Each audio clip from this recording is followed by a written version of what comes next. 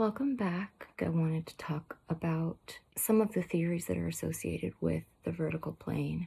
So there is a subforum that I found with some comments, which are basically a treasure trove. I'm going to link everything at the bottom. But as I go through it, like kind of in my free time, I'll paw through it because there's so much there. There are comments from Gary Rowe, and there are also recent comments from Deb. Gary Rowe is saying a lot of interesting things. Number one, everything that it takes to solve the book is in the book. The second thing he said that I found really important is why most people don't get it is because it takes a huge leap. So anything that is considered to be a huge leap, what are some of the other things he says? The third thing is something to do with a numerology system that I'm not familiar with. Someone better and brighter than me is figuring that shit out. But for me, whenever things come down to numerology, I think this is where it falls apart for a lot of people. When numerology is involved, it kind of gives you the vibes of like, you're going to get into some weird rabbit hole and you're going to find whatever you're looking for, because if you pay attention to coincidences, they can be synchronicities. Anyway, something to do with this number system has to do with 2109. I know I've just started reading about 2109. They just entered the story, so we really don't know anything more about them, but from me flipping through these comments and also flipping through the book, I've kind of had to think, all right, is 2109 a year? Is it a group of people? Is it a person? And I think what we're meant to believe is that each one boils down to a person. So it just gets, for me, murkier and more unsolvable the more it gets into that type of territory. So I like to focus on a couple of the big things that he said. The book is solvable. Everything that's needed to solve it is within the book. It takes a big leap. So let me just put on my tinfoil hat for a second. Try to imagine a solution where the book contains all proof. And that says something. I haven't seen Gary Rowe looking for Thomas's book, but what if they are one and the same? What got me on this train of thought was a particular phrase in the book that they actually point out here. It kind of has that never-ending story vibe. I think we are a history book that has its front and back pages joined together. We are each a side of it. What if that's true? What if that's totally literal? What if Gary Rowe had to keep certain information secret from Ken because what if Ken is of the future? These are all really outside of the box things to consider instead of just brushing past them, and to kind of have that in your mind while you're reading the book, because that's a big leap. So if we're to believe Gary Rowe, and he's been very active in this world for a long time and he has a lot of people's respect. I don't know either way about him because I'm just learning about his interference in this experiment. And the reason why maybe I don't give it as much credence as Ken or Deb is because he doesn't come into the story until, I believe it's after the Psychical Research Society and all of that, because people don't want to believe that this is a real time travel communication so much that it's like they just line up people to debunk it, do a news program on it, debunk it. Ken is pretty much unfindable. I find that really interesting that I just start looking for people and I've already found 2 key figures and Ken is nowhere to be found. However, as recent as this month, Deb does claim to remain in contact with him. She does claim to have been working on an updated book with him, some updated content with pictures and such.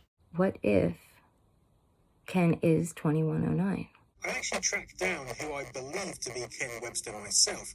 However, he assured me that I had the wrong person, telling me that he gets messages like this from time to time and detailing all the other Ken Websters that exist. So maybe I did have the wrong person, or maybe Ken just wants to wash his hands of this debacle completely. This makes me feel a bit validated. My research skills are not the best, So if a good researcher can't find him, pretty confident that he's not out there or he does not want to be found. I just wanted to keep those things in mind while we continue reading this, to consider anything that could be a leap. I don't want to immediately discount something because it has something that I think is a little woo-woo, like numerology, you know what I mean? Instead, let's learn about how these systems work and then get into the minds of these people who have experienced or tried to solve this mess, right? I'll take you to that page, take you through some of these comments that are very, very interesting to me. More interesting than the book right now. Gary does disclose a lot, but this is one example of something he's not allowed to answer.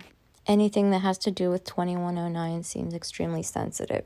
This is also the first time he hints at reading between the lines. This is where we hear Gary's answer of 2109 manipulating all concerned without their knowing it. He kind of implies that they're powerful. You don't contact them, they contact you. He then says Howardin's book hasn't been found yet, and he's answered as best he could. He gives one last clue, and that is the misprint to chapter 7s. Talks a little bit more about the misprint and that being more of an intentional thing on 2109's part. And then he starts getting into Chaldean numerology, which I am not familiar enough with yet to speak on. Gary claims that 7 is his numerology calling card. I still really don't know what this has to do with the misprint and Gary Rowe and what that means in the context of everything. I do highly suggest reading through these comments yourself, as I haven't left in many of the questions, so you just see answers.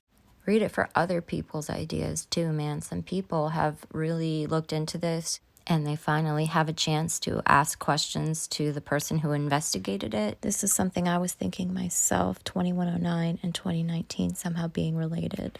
So we'll keep reading and we'll keep theorizing. For now, I just wanted to put this out into the ether so that we can consider every possible angle. Debbie scanned the computer files and she found these words in Latin. Not to go forwards is to go back to the moment of death. God be with you, Lucas. The next communication, with some difficulty, was translated as, Peter, you ask too much. Furthermore, Lucas went to his death. He brought death upon himself, the God's will. The chalk likes to dance around and spell out words. It's just some geist activity, some good old geisty activity. Did you know the word poltergeist means noisy spirit in German? I just learned that today. The thing that frustrates me is sometimes they'll just record the responses and not what they actually wrote, so that's quite confusing. The first communication shows up. It says, not enough power. They write back, explain, can we help?